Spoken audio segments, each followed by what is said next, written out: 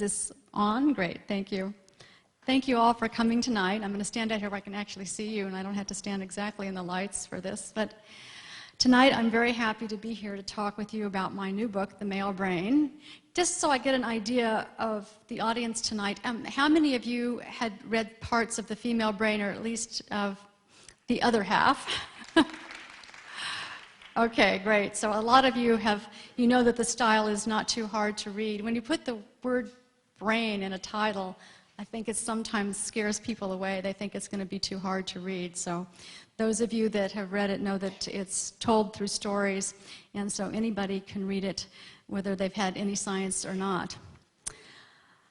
You know, when I was in medical school, I remember one day sitting in class, and this is in the 1970s, and my professor was explaining a study, and I found it very, very interesting, and so I raised my hand and I said, you know, what were the sex differences in the study? He replied, oh, well, we don't study the sex differences, it would mess up the data. And sad to say, but I was such a scientist in those days, I thought, oh, of course you wouldn't want to mess up the data. So, but over the years, I've contemplated that experience, and, you know, we haven't really studied that much about sex differences in the brain until recent years, in the past decade or so, when we've had sophisticated technology in terms of MRI scans and other types of ways to study the brain, where we can actually look at the differences between male and female brain. And up until this last decade or so, we have basically thought that there was a unisex brain. Scientists now know there is no unisex brain, but all of you in this audience probably already knew that. At any rate, up until, now this is in the 1970s and 80s, and you know, up until recently, all medical research was done with males. And even the birth control pill was studied first on males. So medical research, and that's not for any nefarious reason whatsoever, it's mostly because, well, first of all, you wouldn't want to mess up the data, right? But on the other hand, it's very difficult in research to study females who are especially a young age and might be pregnant and you don't want to injure the fetus. So I think, you know, for various kinds of reasons, we didn't know for many years what the effect of some drugs are on females, but now it's mandated at the NIH that you must study both males and females, even if you're studying just about anything, unless you say, I'm studying testicles, and then you're allowed to use only males, or you're studying ovaries, and then you're allowed to study only the females. So what we do know now is that, we got our cell phones off, I'm sure, already. In the fetal life, so let's go back to the very beginning, and at conception, you know that we all start off with what's called female-type brain circuits. And nature's default pattern is female, until 8 weeks of gestation, when the tiny testicles start to produce huge amounts of testosterone that marinates the brain, changing the circuits into male brain circuits, so that by the time we're all born, we are either born with a male brain or a female brain. And that does things like marinate and fertilize areas like the area for sexual pursuit in the male brain, which is deep in the hypothalamus of the male brain, and it grows to be 2.5 times larger in the male brain than in the female brain.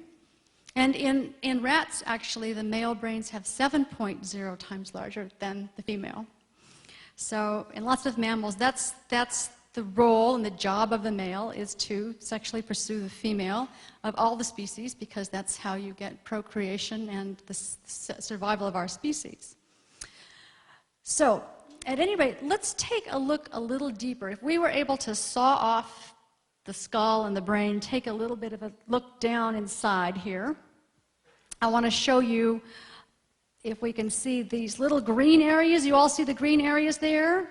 Those are the areas that are more active in the male brain, and the reddish rose-colored pink ones are the ones that are more active in the female brain. Now, you know, we talked about that area for sexual pursuit being larger in the male. You can see that green area right there, which is 2.5 times larger in the male brain than the female.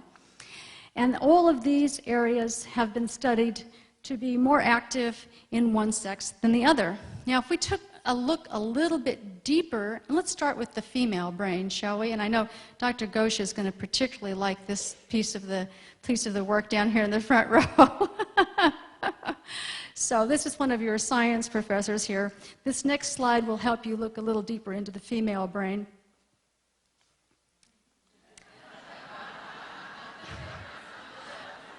I particularly like the need for commitment hemisphere. Can those of you over on this side see? And I like the chocolate center. That's one of my favorites, is the big chocolate center up there. And then the indecision nucleus, of course.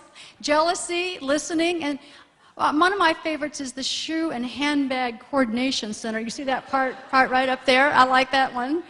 Telephone skills, shopping, listening, and you see that little area for sex, and it says, see the note below. So those of you in the back, I'm going to read the footnote for you. It says, footnote, note how closely connected the small sex cell is to the listening gland. So what do you all suppose is in that big fat area right in the center in the male brain?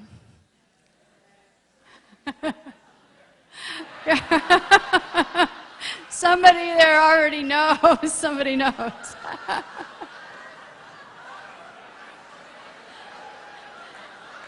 So for those of you over there, you see the crotch scanning area, like the crotch scanning area, the toilet aiming cell, domestic skills. I like that tiny dot that says ironing. I don't think my son even knows what an iron is. I particularly like this section over here for those of you that says, avoid personal questions at all costs. And the footnote on this one says, listening to children cry in the middle of the night gland is not shown due to its small and underdeveloped nature. It says best viewed under a microscope. I'll show you why that is and isn't true a little bit later, but that was the... So now that you know all about the male brain and the female brain, I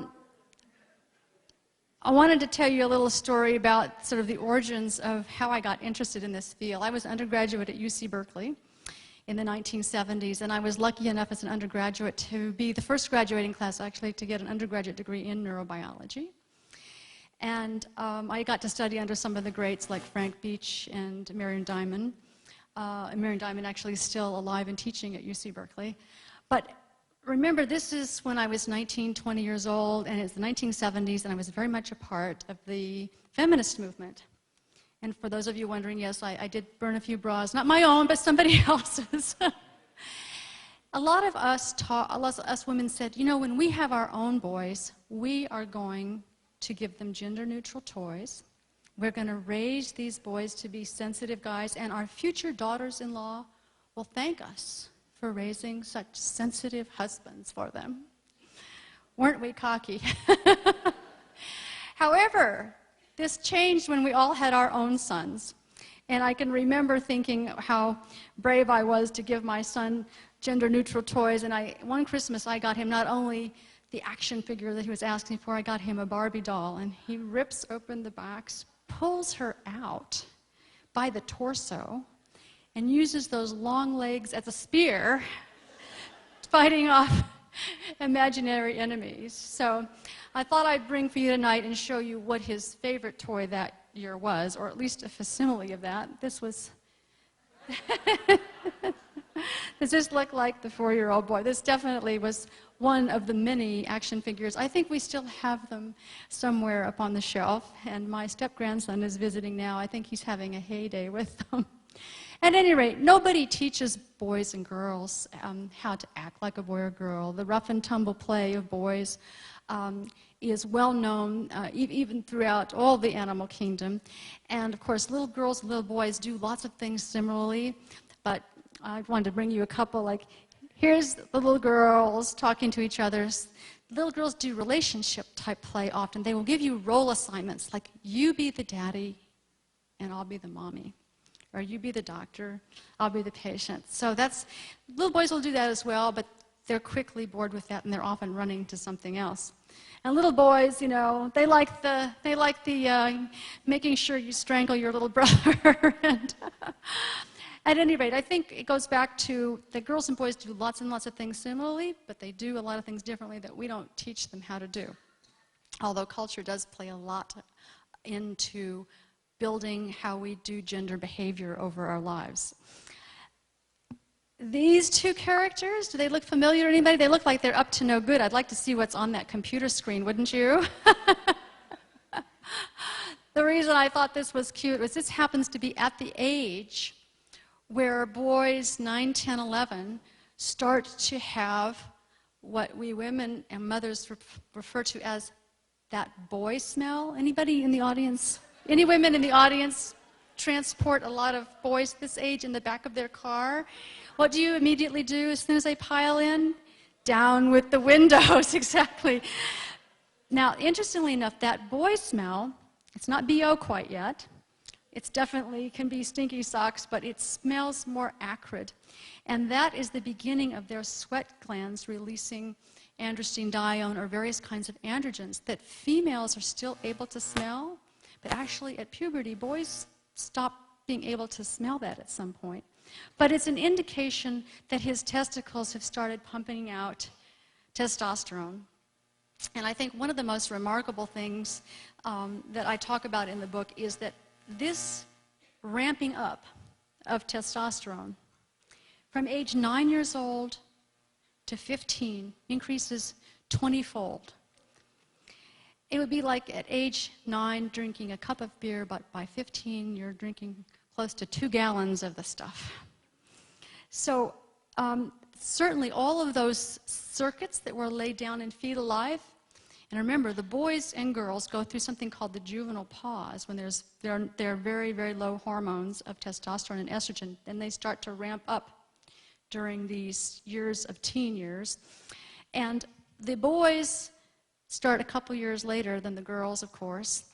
These hormones, particularly the testosterone, starts to run the circuitry like that area for sexual pursuit or having, say, fantasies about girls' body parts starts to happen. And those of you who have read the book in the Teen Boy Brain chapter, I talk about sometimes boys that are 13 and 14 start having these thoughts. They kind of think they're pervs until they realize all the other guys are also thinking the same thing. It's a natural, normal part of starting one's masculinity and starting to search out the female at that stage. He'll also spend a fair amount of time behind closed doors, and we mothers learn to keep our mouth shut, but he disappears into his own world. He may look a lot of his anatomy and be very worried whether he's adequate or not, and that will sort of probably remain, women in the audience don't know that has actually been shown in a recent study of over 50,000 people. Men are 85% of males worry something about how their genitals appear. And yet females are happy with their partner. I think men don't realize that most women are very happy with them, and some men, though, worry about aspects of that part of their anatomy, and it certainly starts at that age. We women are always obsessed with that. That's nothing new to us, but we should know that guys have the same issue as well. Now here is the other half of the equation, the teen girl half, and at this stage their brains are becoming what? Quite obsessed with appearance, physical appearance, and becoming and being sexually attractive to boys. Hair, makeup, outfits, etc., fitting in with their peer groups. And you might note that all of these girls are wearing a couple of them, skimpy outfits. I can remember talking to my son as he hit the high school age when girls would wear very skimpy things to class, and he'd say, "Yeah, Mom, you know, it's really hard sometimes to take my eyes off of them."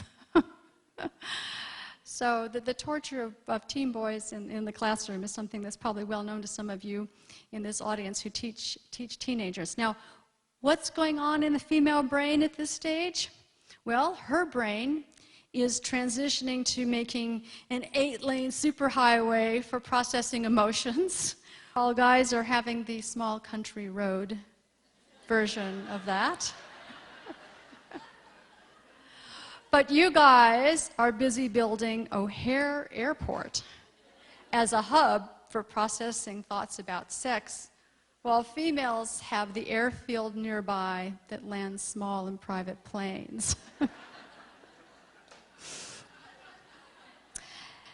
So that's what's happening in the teen years. You know, we get lots of remodeling going on, and this happens for boys up until age 21 or 22. Their brain is not completely finished, and girls finish at about age 19. So I think that this issue of having a lot of expectations that decisions are going to be carefully considered and thought out at a younger age is something that society needs to maybe bump the age up a little bit on some things. Boys a little bit longer than girls. Now, transitioning over to a stage where we get to the point where we've selected, shall we say, the one and only, the transition of the 20s and up to age 30 or so for boys, when they have chosen the woman they'd like to be with. And hopefully, you know, these things are so much in the news lately, you know, monogamy versus whatever, but committing to one woman and getting ready to start the next phase of life, the daddy brain phase. And I think that this phase was a phase that I found in doing the research for this book the most surprising to me, because I was very interested to know that the pheromones released by the sweat glands of the pregnant partner wafted over into the male nostrils and stimulated his brain to make 30% more prolactin, which is a hormone, makes milk in females, of course, prolactin, prolactation. And yet, scientists still don't know what it's doing in the male. It also is causing his testosterone to go down by 30 to 35%. And scientists believe or hypothesize that that is an aspect of fatherhood to kind of keep him at home and he's not out chasing every fertile, curvaceous female out in public at that point. He's going to stay at home and take care of the baby. The other thing that happens, interestingly, in the daddy brain is, you know, they've done brain scan studies and auditory testing and seen the auditory circuits in the male brain change from before his wife is pregnant till 9 months later. The change is that he is not able to hear babies cry as easily before, but by the time his baby is born, his hearing to hear infants cry has actually improved quite a lot. So that by the time his baby is born, a father is also ready to take charge of taking care of his child as well. So I found that after having written The Mommy Brain and done all the research for the female brain, thinking that was such a female aspect, to find how much biological attunement a dad or the daddy brain actually gets too is quite astounding to me. And of course, another aspect of being a daddy that I discovered in doing the research is, you know, dads don't behave the same towards their children or their babies when the mom is around. There's lots and lots of studies that show that what's called infant-parent synchrony, so that lovely kind of reciprocity you see here, doesn't develop as well if dads aren't allowed to spend some alone time with their babies.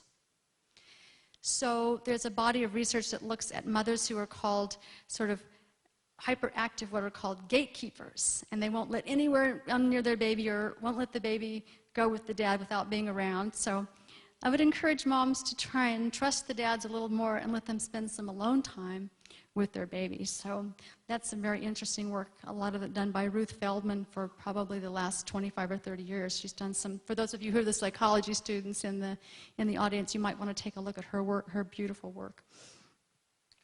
And this guy, obviously, is the new version of fatherhood, probably in Germany, because any of you know how long paternity leave is by legal statute in Germany? Anybody know? Actually, I heard someone say a couple of years, it's 14 months of paternity leave. wow, I know. So I say that the German male is going to be the new model of fatherhood for the world. The German women always laugh at me because they still end up doing most of the housework. However, they do have a little phrase in Europe for Fridays. You know what they call the day Friday? Called Friday Daddy's Day. It's evidently lots of dads that do access some paternity leave take Friday off and they stay home with the kids on Fridays. The women still end up doing most of the housework, however. Not surprising. But at any rate, I love this photo because it kind of demonstrates how competent dads actually are if we would just give them a chance. Okay. Now, what's this guy doing? He's fixing something. And I wanted to give you, those of you that have a copy of the book in your hand, you see what's on the front cover is that brain built out of duct tape. And that's an homage to the fact that the male brain is, males fix things. And the search for quick solutions to things, I think, is an aspect of the male brain that I go into a lot in chapter 6 called The Emotional Life of Men.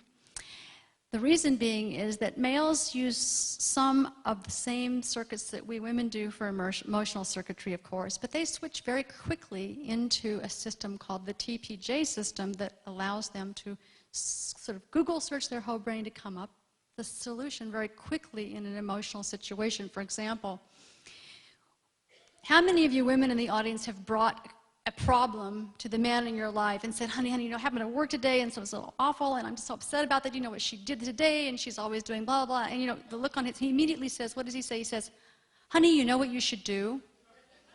Anybody ever have that? The honey, I know what you should do phrase? That's because his brain has found a solution very quickly already and he's actually trying to help you.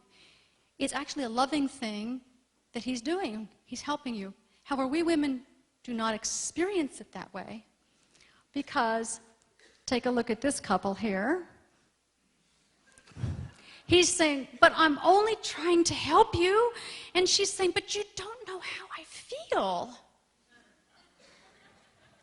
So, if I can teach one thing to the men in the audience today, and my husband will attest to this because I have a little yellow sticky that I put on his computer that says this, and we have a little running joke about it. But the men, if you could first say the following words to her before you launch into the solution.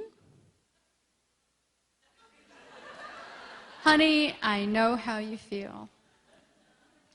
And my husband, who's sitting in the front row here, I may be outing you a little bit, dear, but I'm going to tell a little story besides the yellow sticky on the computer that says, honey, I know how you feel, which he actually reads out loud, even though it's scripted, before he launches into the solution, like, I know what you should do, or you know what you should do.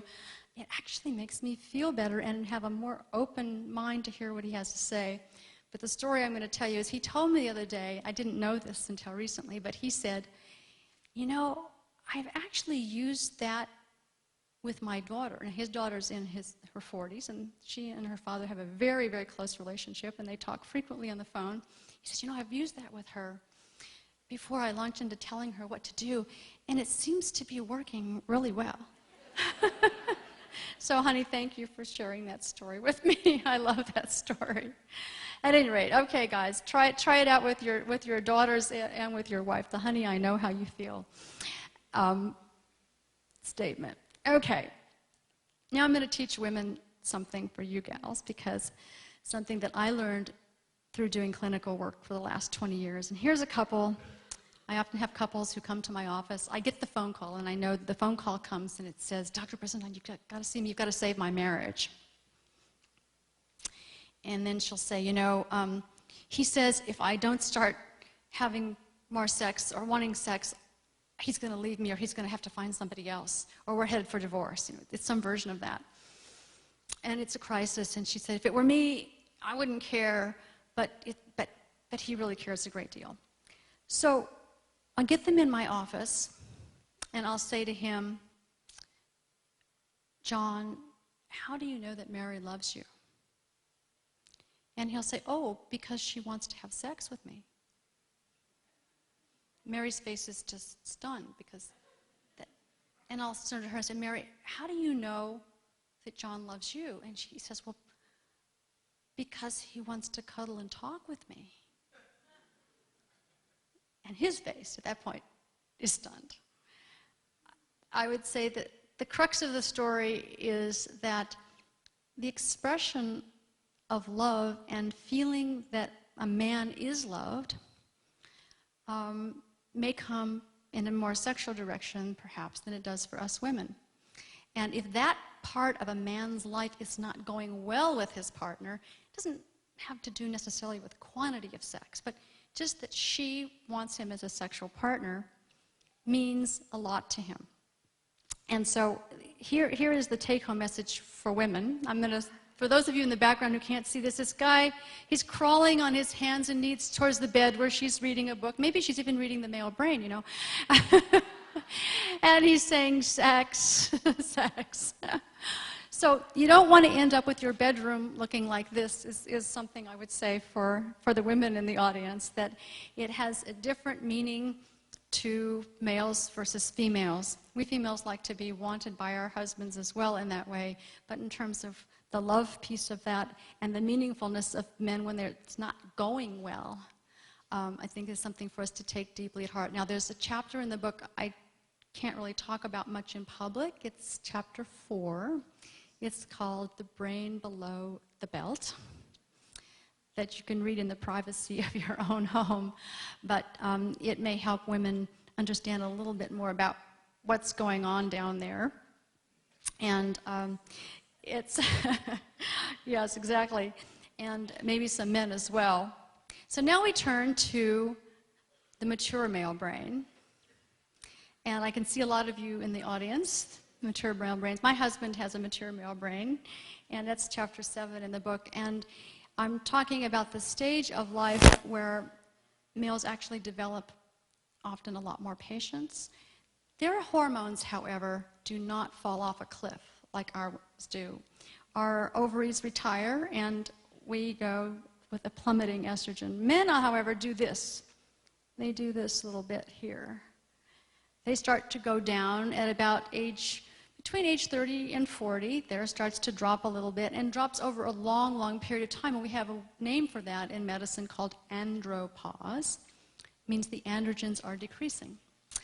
And it's a time the males never fall off a cliff in terms of their testosterone, and many males have enough testosterone to run their sexual pursuit and sexual interest circuits into their 70s, 80s, and 90s. So it doesn't necessarily mean they don't have any sexual interest. But the testosterone goes down a bit, their actual relative amount of estrogen goes up a bit. And what is it that estrogen produces a lot of us in us females? It stimulates the production of oxytocin. Anybody ever heard of oxytocin? It's not OxyContin, it's oxytocin. It's what's called the love and cuddle hormone. It's actually the hormone that causes the uterus to contract and squeeze out the baby. It causes milk to squeeze out when you're breastfeeding. So it's an interesting hormone that's more plentiful in females, although males start to have more of it at this stage of life. Oxytocin, the cuddle hormone, we call it. So here's my version of the mature male brain. That men get a lot more cuddly, they get a lot more patient, they stand still a little bit more. And I think it's a wonderful time of life for men in the male brain. And so women who have hung around for a long time, ladies, you've got a lot of good years to look forward to. And I love this picture. I think this is a nice cuddly picture of the mature male brain.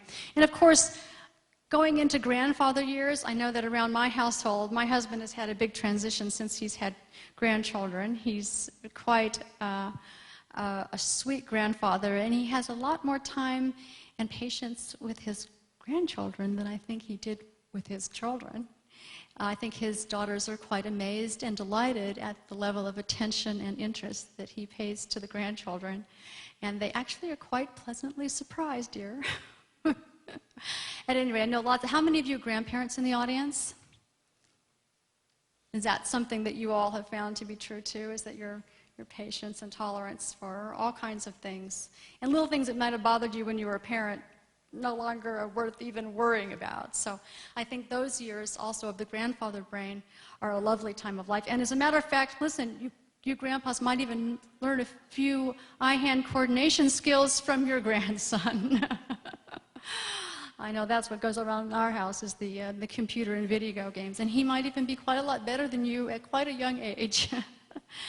So at any rate, I want to thank you tonight for having me and being such a generous, generous audience. And I really wanted to allow some time for questions because I know a lot of you have read both The Female Brain and some of you in the audience have had a little sneak preview of The Male Brain as well.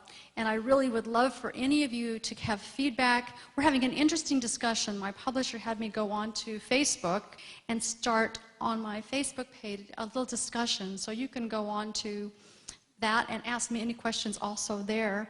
How many of you know about Facebook? I didn't know about it until a few years ago, but they have a lovely way that you can just have a discussion with the author there. It's very, very easy. So I know some of the young people in the audience probably live on their Facebook. So any of you, where are the psychology students tonight? Where are they? In the back? At any rate, please feel free to ask more questions as you read the book, and anything that pops into your mind, feel free to send a question to me. So at any rate, thank you very much for your attention and for all of your loyalty with the female brain, and enjoying the male brain will be my deepest pleasure if it teaches you something and helps you understand and love the men in your life more. Thank you very much.